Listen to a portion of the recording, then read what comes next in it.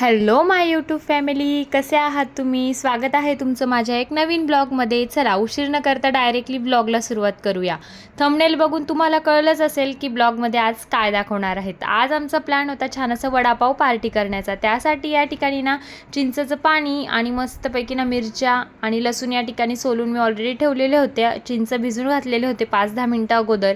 त्यानंतर आहे ना ते छान असं ना चिंचांना मस्तपैकी पाण्यामध्ये स्वच्छ असं धुवून घेतलं, म्हणजे त्याचा पूर्ण असा कस आहे ना सगळा तो त्यामध्ये पाण्यामध्ये उतरवून घेतला. अशा प्रकारे मी ज्या प्रकारे तुम्हाला दाखवते ना त्या प्रकारे. आता तुम्ही म्हणाल हे हात तर तुझे नाही, तर माझे हो ना बनवत होते. म्हणजे त्यांना म्हणजे अगोदर त्यांची हॉटेल होती ना, त्यामुळे ते अगोदर ते बनवायचे आणि आता ते घरी बनवतात आम्हाला खाण्यासाठी. मग जेव्हा पण आमचा वडापावचा मूड असला ना खाण्याचा घरी बनवायचा, तेव्हा अहोच बनवत असतात. त्यानंतर आहे ना चिंचाचं पाणी बनवण्यासाठी त्यांनी अशा प्रकारे चिंच धुवून घेतली, त्यामध्ये साखर ॲड केली आणि त्यानंतर आहे ना एका वाटीमध्ये थोडंसं चिंचचं पाणी घेतलं आणि त्यामध्ये ना थोडं कॉर्नफ्लॉवर ॲड केलं आणि ते छान असं मिक्सवेल करून घेतलं या ठिकाणी.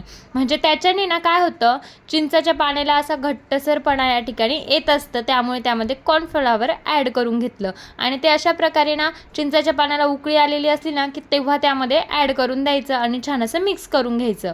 आणि मग त्यानंतर आहे ना आपलं चिंचेचं पाणी हे या ठिकाणी रेडी होऊन जातं आणि त्यानंतर मिक्सरचं जार घ्यायचं, त्यामध्ये एक हिरवी मिरची आणि आपण भिजवलेल्या लाल मिरच्या.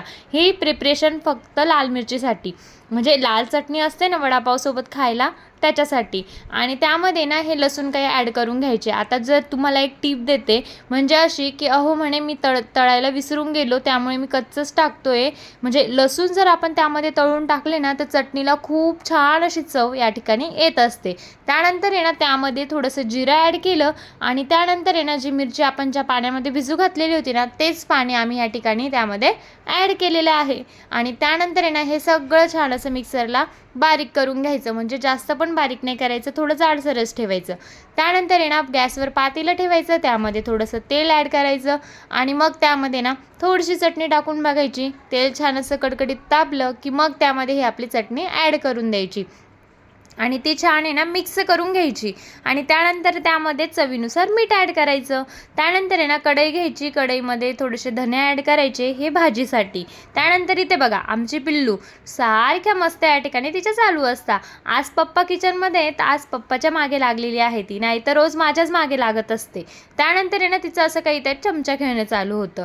त्यानंतर आहे ना धने तोपर्यंत छान असे भाजून घेतले, मस्त असे करकरीत धने भाजले की मग त्या कढईमध्ये थोडंसं तेल ॲड करायचं आणि त्यामध्ये अख्ख्या हिरव्या मिरच्या 4-5 घ्यायच्या, त्यामध्ये थोडेसे लसूण ॲड करायचे आणि ते छान असं भाजून घ्यायचं. तोपर्यंत आहे ना या ठिकाणी धन्यांचे 1/2 तुकडे करायचे, आपल्याला जास्त बारीक नाही करायचं. त्यानंतर ते भाजलेलं असतं ना आपण कढईमध्ये हिरव्या मिरच्या आणि लसूण, ते छान असं मिक्सरला बारीक करून घ्यायचं अशा प्रकारे. त्यानंतर कढईमध्ये मोहरी, कढीपत्ता आणि ते आपण मिक्सरला वाटलेलं वाटण यामध्ये टाकून घ्यायचं. त्यामध्ये थोडीशी हळदही ॲड करायची. या ठिकाणी मी विसरली होती, त्यामुळे मी नंतर त्यामध्ये हळद ॲड केली. त्यानंतर ते छान असं मिक्स झालं की त्यामध्ये शिजलेले बटाटे छान असे बारीक करून टाकून घ्यायचे. त्यानंतर बेसन पीठचं प्रिपरेशन करण्यासाठी या ठिकाणी बेसन पीठ घ्यायचं आपल्याला हवं तितकं. त्यानंतर त्यामध्ये थोडासा ओवा, सोडा आणि मीठ चवीनुसार ॲड करायचं आणि ते छान असं पाणी टाकून मिक्सवेल करून घ्यायचं आपल्या अंदाजानुसार. त्यानंतर आहे ना कढई घ्यायची, कढईमध्ये तेल टाकायचं, तेल छान असं कडकडीत तापू द्यायचं. तोपर्यंत आहे ना इथे बघा आपलं बेसन पीठ छान असं मिक्सवेल करून झालेलं आहे. त्यानंतर आहे ना वडे बनवण्यासाठी ना आपण बनवलेल्या बटाट्याच्या वाटणाच्या ना छान अशा टिक्क्या बनवून घ्यायच्या. म्हणजे छान असं चपटच करतो आम्ही, कोणी कोणी गोल करतं, पण आम्हाला अशा पद्धतीने खूप जास्त आवडतं, त्यामुळे आम्ही अशा प्रकारे करतो. त्यानंतर ते छान असं ना थापून घ्यायचं थोडंसं हाताला पाणी लावून आणि त्यानंतर ना एक छान असं बेसन पिठामध्ये डीप करून ते छान असं तेलामध्ये सोडून द्यायचं आणि अशा प्रकारे ना ते छान असं दोघी बाजूने खरपूस असे तळून घ्यायचे आपले वडे. आणि ते छान असं तळले की मग छान असं एका प्लेटमध्ये काढून घ्यायचे आणि खरंच खूप छान आणि टेस्टी या ठिकाणी रेडी होत असतात. तुम्ही अशा प्रकारे नक्की करून बघा. त्यानंतर ना या ठिकाणी ध्रुवसाठी छान असा वडापाव बनवायचा होता. त्यानंतर पावाच्या एका साईडला छान अशी भाजी लावून घेतली आणि ते ना छान असं बेसन पीठमध्ये डीप केलं दोन्ही तिन्ही बाजूने आणि मग तो छान असा तेलामध्ये सोडून दिला. आणि या ठिकाणी तुम्ही बघू शकता किती छान असा पावडाही या ठिकाणी बनून रेडी आहे.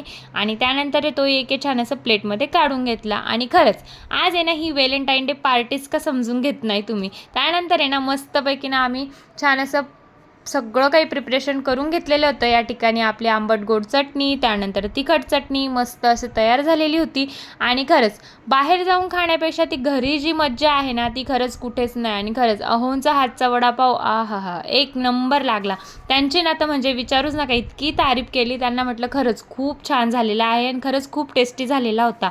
बाहेरच्या वडापावपेक्षा एक खरंच अतिउत्तम की आपण घरी बनवून खाल्लेलं बरं. पुढा सगळा तामझाम आहे ना कोणासाठी केलेला होता ते मी तुम्हाला पुढे सांगतेच. त्या अगोदर आमची पिल्लू बघा, इथे बघा, मम्मा जे खाते ना तिला सारखा माझ्या हातातला पाव पाहिजे होता. बाहेर जाऊन खाण्यापेक्षा ती गोष्ट आपण घरी बनवली आणि ती खूप जास्त एन्जॉय करून खाल्ली ना तर खरंच मनाला खूप जास्त समाधान या ठिकाणी वाटत असतं. आणि आमची पिल्लू बघा तिच्या पप्पालाही त्रास देत होती, माझ्याकडून निघाली आणि पप्पाच्या कड्यावर जाऊन बसली.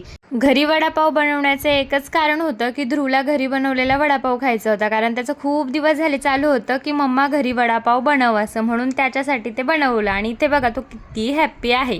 चला मग आजचा ब्लॉग जर तुम्हाला आवडला असेल तर चॅनलला लाईक आणि सबस्क्राईब करायला विसरू नका. भेटूया अशाच एक नवीन ब्लॉगमध्ये. Bye bye.